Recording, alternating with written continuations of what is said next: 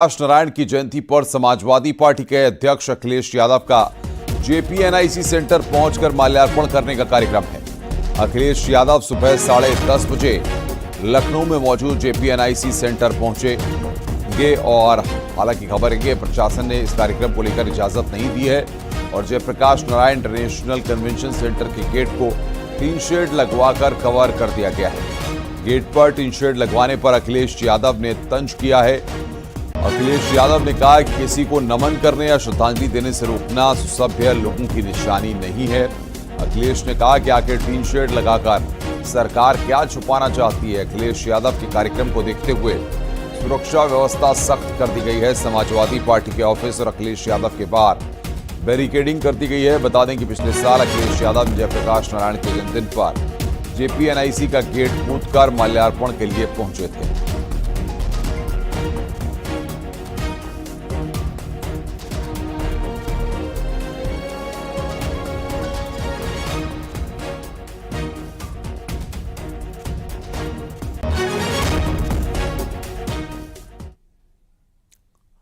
आगे बढ़ते हैं। लखनऊ विकास प्राधिकरण ने पत्र जारी किया है। जयप्रकाश नारायण की जयंती के मौके पर जेपीएनआईसी जाने के कार्यक्रम को लेकर एक पत्र जारी किया गया है, जिसमें लिखा है कि जेपीएनआईसी एक निर्माण स्थल है जहां निर्माण सामग्री बेतरतीब ढंग से फैली हुई है। सपा प्रमुख अखिलेश यादव को Z+ श्रेणी की सुरक्षा प्राप्त है, जिसके कारण सुरक्षा कारणों से उनका प्रतिमा पर माल्यार्पण करना और जेपीएनआईसी का दौरा करना सुरक्षित और उचित नहीं है।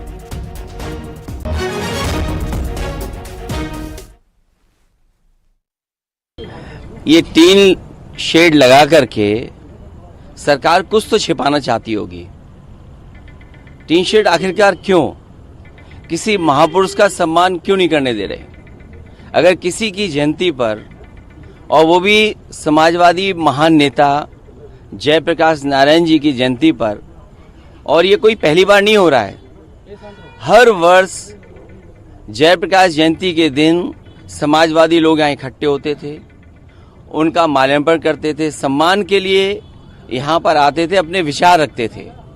एक वो महान नेता जिसने संपूर्ण क्रांति का नारा दिया और उस समय की सरकार के सामने झुका नहीं, और एक समय ऐसा आया कि उसकी संपूर्ण क्रांति की वजह से परिवर्तन हुआ देश की राजनीति में। ये जेपीएनआईसी, ये सोशलिस्टों का म्यूजियम, जयप्रकाश जी की प्रतिमा, और जो उसके अंदर सोशलिज्म को हम कैसे समझें, समाजवाद को हम कैसे समझें, वो तमाम चीजें हैं। ये टीन शेड लगा करके सरकार आखिरकार क्या छिपाना चाहती है। और सीधे रुख करते हैं राजीव सिंह का। हमारे सहयोगी राजीव सिंह इस वक्त बातचीत करने के लिए इस खबर पर हमारे साथ जुड़ रहे हैं। राजीव, क्या जानकारी मिल पा रही है? कल अखिलेश यादव गए थे, आज क्या अखिलेश यादव वहां पर पहुंचेंगे? या जिस तरीके से पत्र जारी किया गया अखिलेश यादव के द्वारा, अब इसके क्या मायने हैं और प्रशासनिक अमला कितना सतर्क है? देखिए अनुपम, बीते दिनों जयप्रकाश नारायण की जयंती पर माल्यार्पण करने के लिए समाजवादी पार्टी के मुखिया का कार्यक्रम शासन पुलिस प्रशासन को भेजा गया था, लेकिन उनको इस माल्यार्पण की अनुमति नहीं दी गई। उल्टे जो जेपीएनआईसी है उस पर कल शाम को टीन शेड लगा दिए गए, जिसके बाद अचानक सपा मुखिया अखिलेश यादव कल रात 11:30 पर वो जेपीएनआईसी सेंटर पहुंचे और उन्होंने तब विभिन्न तरह के आरोप सरकार पर लगाए कि आखिर सरकार क्या छुपाना चाहती है। सरकार भले ही रोके, लेकिन वो सुबह माल्यार्पण करने जरूर आएंगे। जिसके बाद आप देख सकते हैं कि सपा मुखिया अखिलेश यादव का चाहे वो आवास हो या सपा दफ्तर हो, उसको पूरी तरह से छावनी में तब्दील कर दिया गया है। आप देख सकते हैं कि पूरी बैरिकेडिंग लगाई गई है कि किसी भी सूरत में न सिर्फ सपा मुखिया अखिलेश यादव बल्कि उनके जो कार्यकर्ता हैं उनको जेपीएनआईसी की तरफ जाने से रोका जाए। जिसके चलते आप देख सकते हैं कि एक जो ये बड़ी बैरिकेडिंग है ये उनके आवास पर लगाई गई है, और दूसरी जो सपा मुखिया अखिलेश यादव का आवास है उसके बाद जो उनका मुख्यालय है वहाँ पर भी बैरिकेडिंग लगाकर सपा कार्यकर्ताओं को रोकने का इंतजाम किया गया है।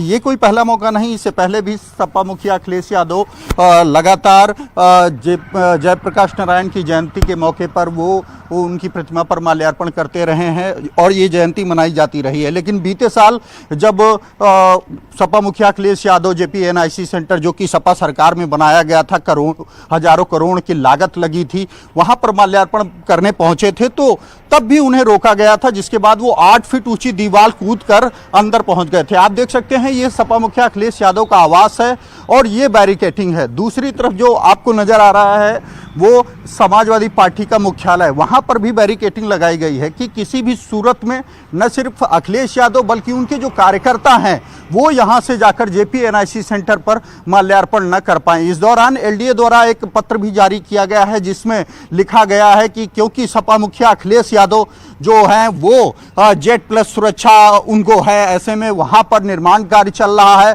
तमाम जो निर्माण सामग्री है वो मौके पर पड़ी हुई है, कई जीव जंतु वहां होने की संभावना है। बैरिकेडिंग के पास आप पहुंचिए, वहां की तस्वीरें जरा हमारे दर्शकों को दिखाइए। देखिए अनुपम, हम आपको दिखाना चाहेंगे कि आप देख सकते हैं कि सैकड़ों की संख्या में जो पुलिसकर्मी हैं उनकी यहाँ पर तैनाती की गई है। पुलिस PSC के साथ जो CRPF के जवान हैं उनको भी लगाया गया है। आप देख सकते हैं कि यह वो मुख्य प्रवेश द्वार है जहां से सपा मुखिया अखिलेश यादव के आवास की तरफ एंट्री की जाती है, उसे रोका गया है। फिलहाल जो पुलिसकर्मी हैं उनके अलावा किसी को भी आने जाने की इजाज़त नहीं दी गई है। कोशिश यही है कि 10:30 बजे अखिलेश यादव ने ऐलान किया था कि वो JPNIC सेंटर जाएंगे और वहां पर माल्यार्पण करेंगे। तो इस बार भले ही पिछली बार प्रशासन के रोकने के बावजूद वो मौके पर पहुंच गए थे, लेकिन इस बार पुलिस प्रशासन ने उन्हें रुकने के लिए काफ़ी पुख्ता इंतजाम किए हैं। आप देख सकते हैं कि कड़ी सुरक्षा व्यवस्था का इंतजाम किया गया है यहाँ पर और सैकड़ों की संख्या में आप देख रहे हैं कि RAF के जवानों को भी यहाँ पर तैनात कर दिया गया है। कोशिश यही है कि किसी भी कीमत पर अखिलेश यादव को JPNIC सेंटर पर जाने से रोका जाए। बहुत शुक्रिया आपका हमारे साथ जुड़ने के लिए राजीव, तमाम तस्वीरें पहुंचाने के लिए। आगे भी हम आपसे अपडेट लेंगे। आगे बढ़ते हैं। UP police full action mode में है। गाजियाबाद और शामली में पुलिस का एक्शन देखने को मिला है। गाजियाबाद में पुलिस एनकाउंटर में एक बदमाश घायल हो गया। गिरफ्तार बदमाश के पास से लूट, छिनैती और स्नेचिंग के कई केस दर्ज हैं। थाना लोनी क्षेत्र में मुठभेड़ हुई है। दूसरी खबर शामली से है, जहां पर पुलिस एनकाउंटर में एक बदमाश के पैर में गोली लगी है। पुलिस ने कुल 3 बदमाशों को पकड़ा है। शातिर ATM लूट की योजना बनाते थे। बदमाशों के कब्जे से बोलेरो कार, एक तमंचा, 3 कारतूस बरामद हुए हैं। साथ ही 70,000 कैश भी मिला है।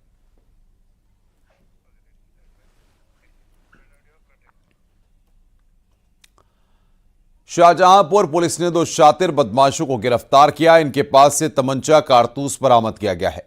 मामला थाना RC मिशन इलाके का है, जहां मुखबिर की सूचना पर कामयाबी मिली। तो वहीं शाहजहांपुर की रोजा पुलिस ने शराब तस्कर को गिरफ्तार किया। गिरफ्तार तस्करों के पास कच्ची शराब, भट्टी और शराब बनाने के उपकरण बरामद हुए हैं। इसके साथ ही 50 लीटर लहन नष्ट किया गया है। तो वहीं पुलिस संयुक्त टीम ने 1.5 लाख की अफीम के साथ 2 शातिरों को पकड़ा है। तस्करों के पास से पुलिस ने 491 ग्राम अफीम और बाइक बरामद की है। मामला थाना कटरा पुलिस का है।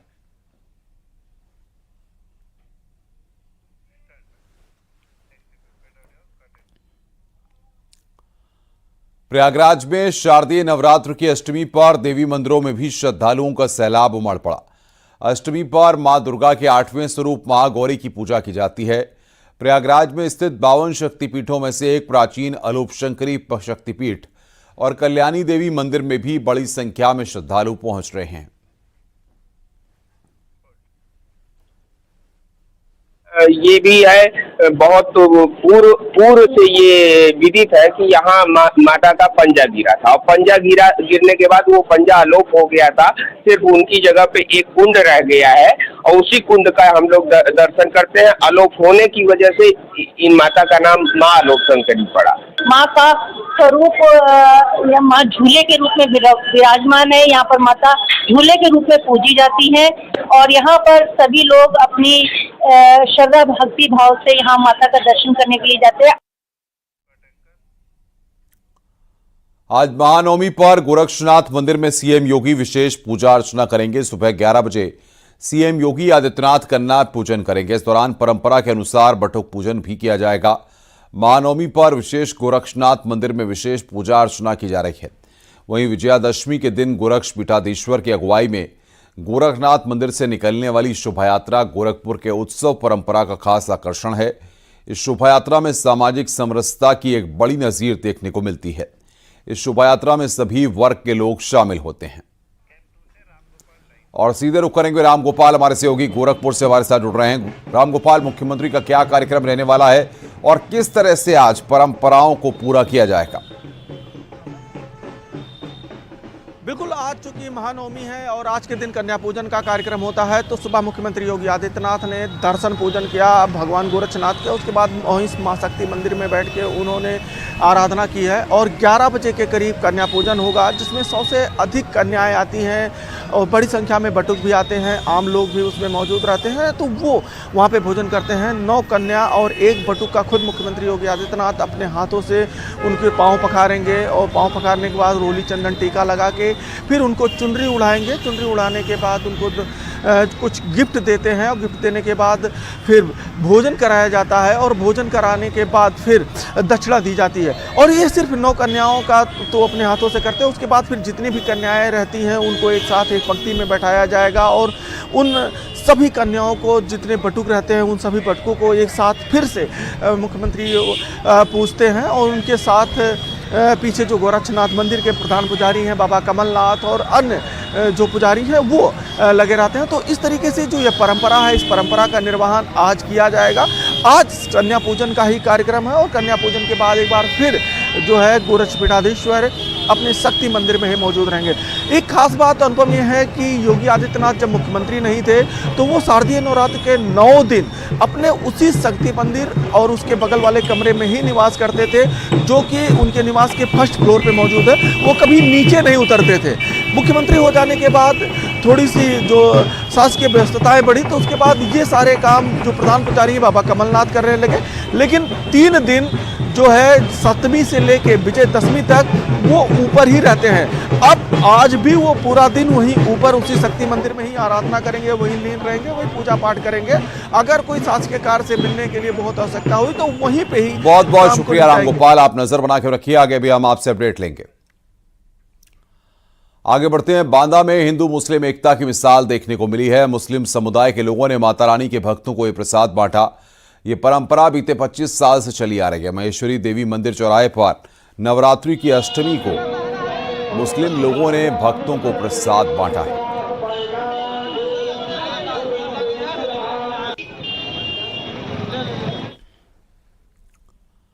आगरा से खबर, बिल्डर और उसकी पत्नी समेत कई साथियों के खिलाफ धोखाधड़ी का मुकदमा दर्ज हुआ है। पीड़ित ने करोड़ों रुपए की धोखाधड़ी का आरोप लगाया है। आगरा के ट्रांसपोर्ट नगर निवासी ने डीसीपी सिटी को प्रार्थना पत्र दिया था। उन्होंने बताया था कि साल 2020 में कमला नगर स्थित होटल खरीद में 5 करोड़ रुपए में सौदा हुआ था, जिसके तहत 2.82 करोड़ रुपए भी दिए गए, मगर अब पार्टी रजिस्ट्री के लिए आनाकानी कर रही है। 4 साल के बाद भी रजिस्ट्री नहीं हुई, जिसके बाद डीसीपी ने पूरे मामले की जांच के आदेश दिए थे।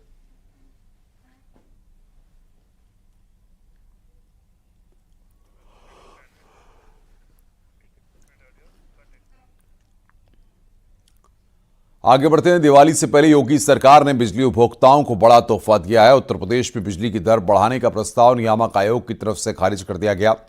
पावर कॉरपोरेशन के सभी प्रस्ताव खारिज कर दिए गए हैं, यानी कि बिजली की दरें नहीं बढ़ने वाली हैं। हाल ही में तय दर पर ही बिजली बिल वसूला जाएगा। उत्तर प्रदेश में लगातार 5 साल से बिजली की दरें नहीं बढ़ी हैं।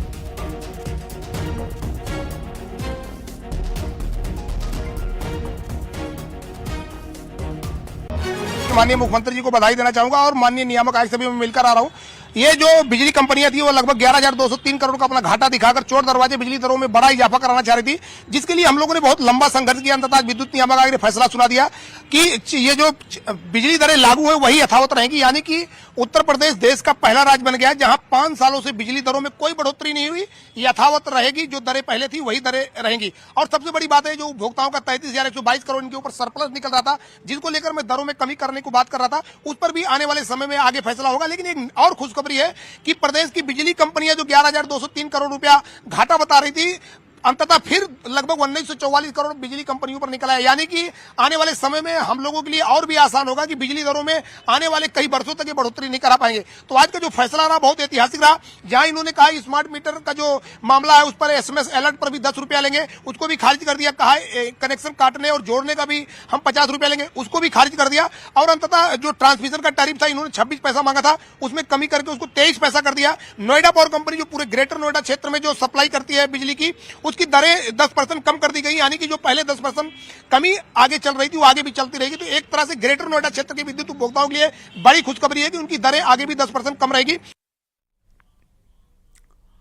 आगे बढ़ते हैं। गाजियाबाद पुलिस की क्राइम ब्रांच ने 1 लाख के इनामी जावेद को गिरफ्तार किया है। जावेद पर मोबाइल टावरों से रिसीवर, बैटरी और महंगे उपकरण चोरी करने का आरोप है। आरोपी से करीब 35 लाख रुपए का चोरी का सामान बरामद हुआ है। आरोपी चोरी का माल भारत के अलावा चाइना और दुबई में भी बेचता था। पुलिस ने जावेद के 7 साथियों को मई में गिरफ्तार किया था। उस दौरान जावेद मौके से फरार हो गया। पुलिस ने आरोपी को दिल्ली एयरपोर्ट से गिरफ्तार किया है। जावेद पहले ठेली पर कबाड़ का काम करता था। धीरे धीरे उसने कंप्यूटर के कबाड़ का काम शुरू कर दिया। उसके बाद मोबाइल टावरों से रिसीवर, बैटरी और महंगे उपकरण चोरी करना शुरू कर दिया। इन उपकरणों को भारत के अलावा चाइना और दुबई के बाजार में भी बेचता था। कुछ ही सालों में जावेद करोड़ों की संपत्ति का मालिक बन चुका है।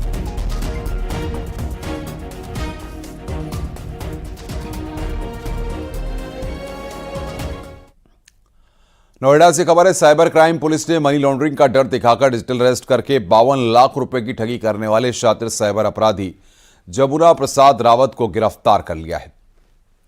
ये गिरफ्तारी हाथरस से इंटेलिजेंस की मदद से की गई है। मामला 29 अगस्त को सामने आया था, जब नोएडा की एक महिला डॉक्टर ने साइबर क्राइम थाने में शिकायत दर्ज कराई थी।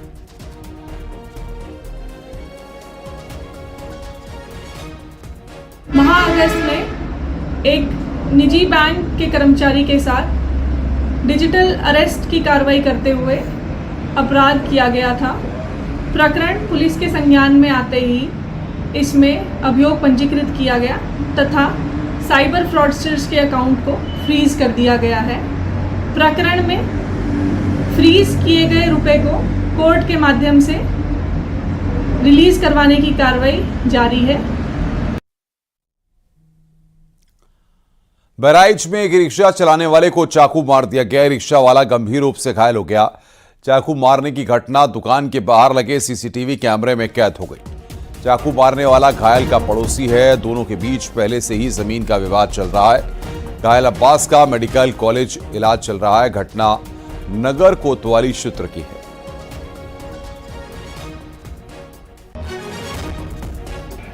अभी पुलिस डिपार्टमेंट की तरफ से पेशेंट लाया गया था और right side, left side chest पे यहाँ इंजरी थी और एक लेफ्ट साइड एब्डोमेन पे इंजरी थी। अब्बास करके नाम था। मेडिकल लीगल एग्जामिनेशन कंप्लीट करके लिख के और पेशेंट को एडमिट कर लिया गया है। पेशेंट की कंडीशन फिलहाल ठीक थी। ग्रेटर नोएडा में खुदाई के दौरान कुछ सिक्के मिले हैं। चांदी जड़े हुए गहने मिले हैं। पुरातत्व विभाग ने सामान कब्जे में लिया है। दनकौर थाना क्षेत्र के राजपुर गांव की यह घटना है। तो खुदाई के दौरान यहां पर ये सिक्के मिले हैं। पुरातत्व विभाग ने कब्जे में लिया है सामान। ये बता रहे हैं चांदी जड़े हुए गहने मिले हैं। पुरातत्व विभाग ने इनको अपने कब्जे में ले लिया है।